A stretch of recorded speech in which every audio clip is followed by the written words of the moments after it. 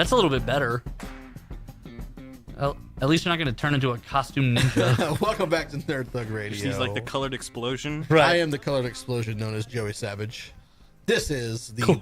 Corey DLG.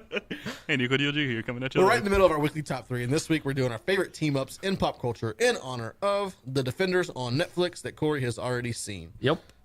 We got a number 3 and 2 from Nico. You want to count it down real quick? What you got? Oh, yeah, it was... Oh, yeah. Oh, he forgot. Oh, no, I forgot him. He forgot him already. It was Avengers for 2. And it was Lego Batman for Lego Batman. with all the other Lego characters. Lego dudes.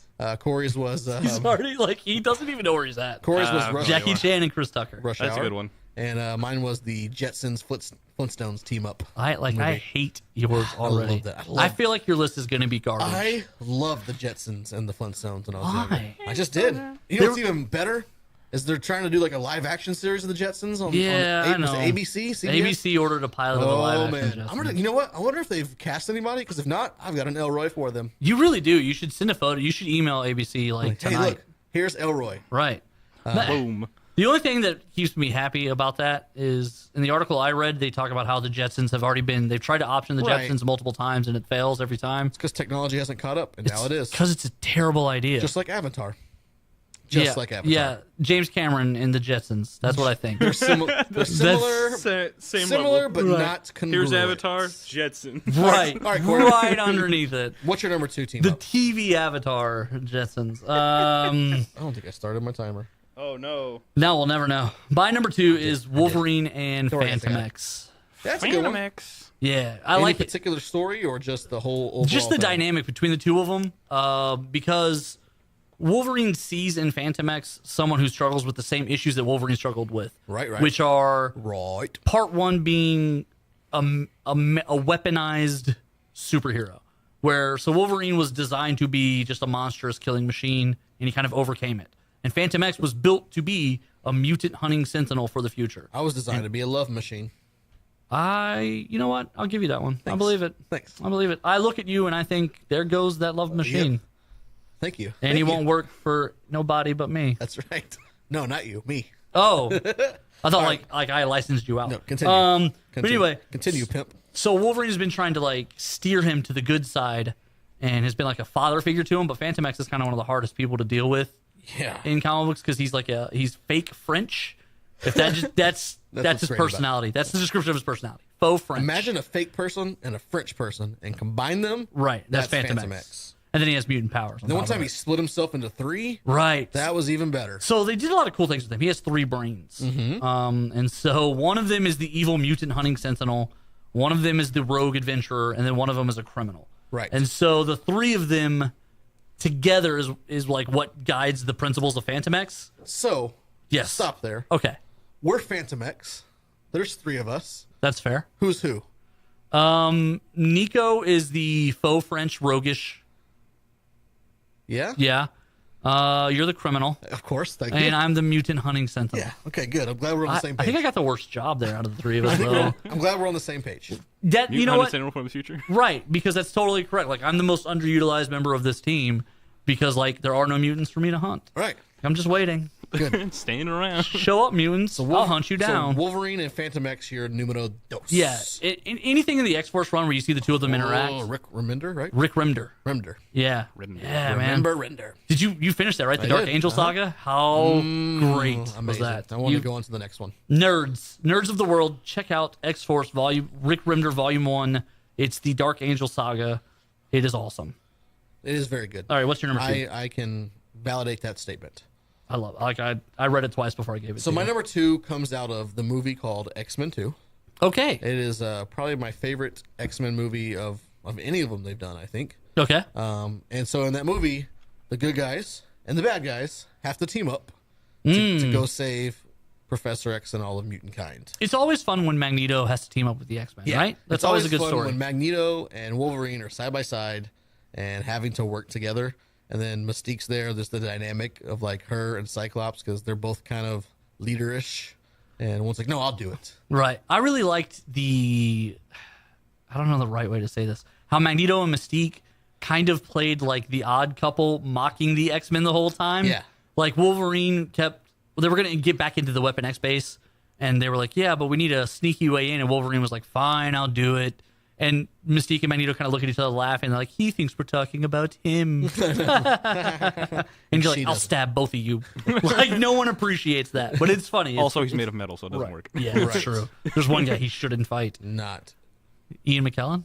Yeah, now Ian McKellen's a dangerous Sir guy. Ian McKellen. Sir Ian McKellen. Yeah, that's my number 2 favorite team up. Just anytime like good guys and bad guys have to team up to like Fight another bad guy. fight another super big bad guy. Super ultra bad guy. It's always fun. See, and here's where this sounds really this is terrible. Son, I'll go ahead and say it because we're already started. Go for This it. is where we would wish Heath Ledger was still alive, Right. Because I'm 100% convinced that the Batman 3 would have been Joker and Batman versus Bane. You think so? Yeah, That'd have been great. because if you follow the story arc, Joker and Batman are at play. What they are fighting for is the soul of Gotham City, and what Bane is doing is destroying Gotham City to break the Batman.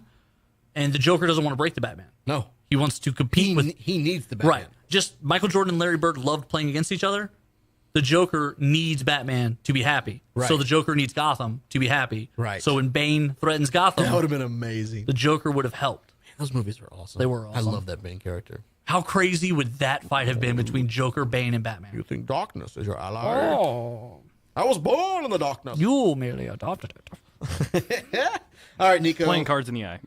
Yeah. What's your numero uno? Vindicators and Rick and Morty. Obviously. The greatest new team up. episode just dropped. Vindicators 3. Last week's. Last week's Yeah, show. yeah. Rick and Morty and the Vindicators. I really like the ant guy. Million Yes. ants. Million ants. Such a great character. It's a good little bit. It's a good and gimmick. then they start talking. Yeah. And then when it turns out they had the affair, Yeah. and then the ghost train is like, well, we were married when you were on Dalaran 5. And then she reaches in and grabs the steals the queen. queen bee. from- That's his heart. She reaches in and grabs it. She literally breaks his heart. Oh, get the Corey cam up. Corey cam. It's so good. I just like watching you laugh. Your beard just sways in the wind.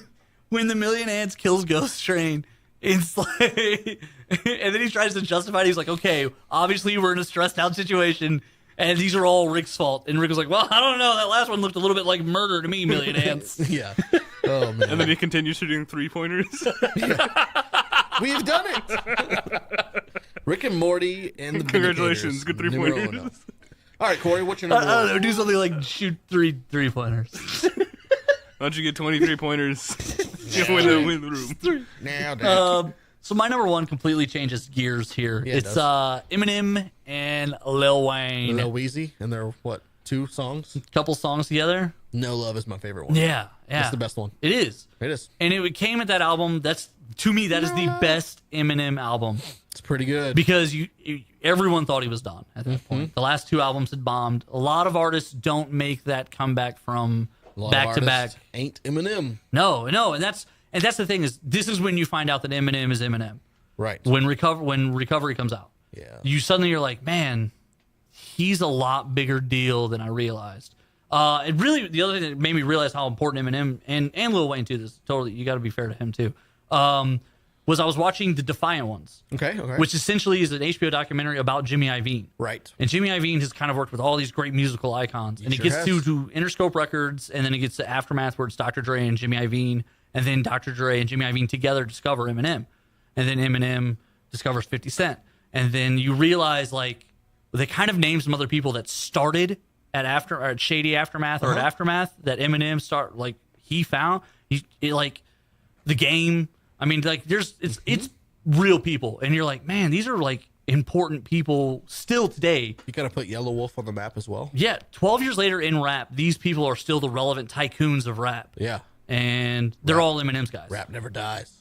No It's- Love is a great No great Love. song. It's a great song, and there's one with Eminem that's on Lil Wayne's album. They did one for each of them. Right. But yeah, just that combo, because that song No Love was a huge hit. combo breaker. And just, yeah.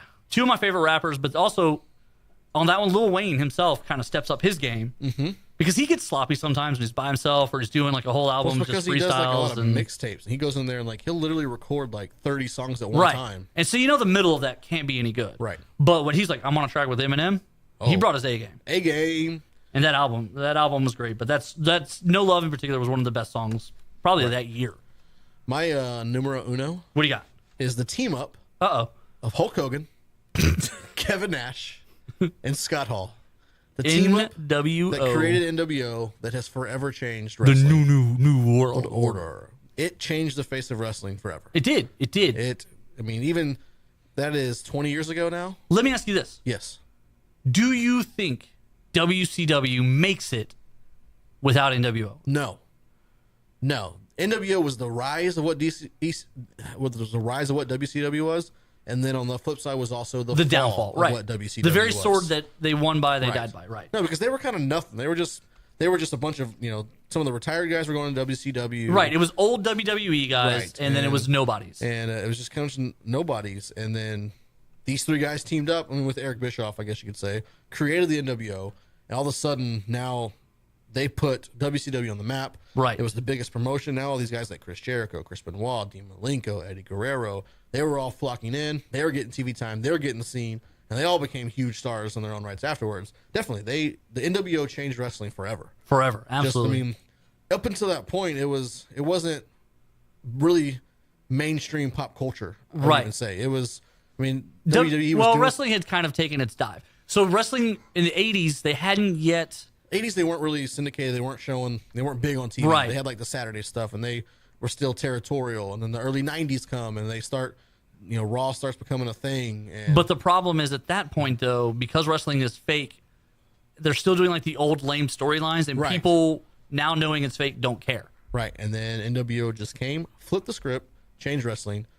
The greatest team up in wrestling history. Forces Raw to create DX as a Right. response. And you have Stone Cold and The Rock, Nation of Domination, everything. Everything just comes out of that. Right. Yeah, it was great stuff. So that was the top three. If you want to talk about team ups, you hit us up on Facebook.com/NerdThugRadio. Yeah, tell us yours. Joey will read them. I won't. I will read them and I will respond. We're going to take a break. When we get back, Nico DLG segment.